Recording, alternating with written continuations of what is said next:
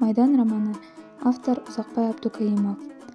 Узакбай Абдукаимов кыргыздын чыган романист, жазуучусу, белгилүү котормочу, прозаик, акын жана драматург. 1909-жылы Жалал Абад областынын Сузак районуна караштуу Багыш айылында туулган. 1942-жылы Улуу Ата Мекендик согушка катышып, кенже лейтенант катары кызмат өтөйт. Майданда жүрүп да ошол күндөлүк жазып жүргөн экен. Майдан романы жөнүндө. Узакбай Абдукаимов орто жашка келгенде оригиналдуу, көлөмдүү чыгарма жазып, аны Майдан деп атаган. Романдын айрым үзүндүлөрү Ала тоо журналына басылып, биринчи китеби 1961-жылы жарык көрөт. Экинчи китеби 5 жылдан соң 1966-жылы басылып чыгат.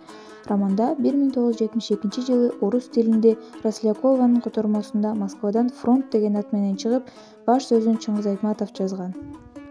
Майдан романы көп аспектүү, көп пландуу роман.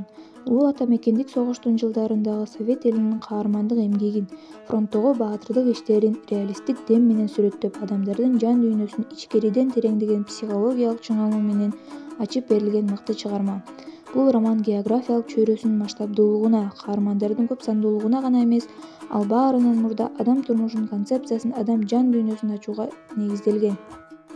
Узакбай Абдукаимовдун баяндоосунда колхозчунун жана интеллигенттин, солдаттын жана генералдын, студенттин жана мугалимдин турмушу көз алдыбыздан өтөт.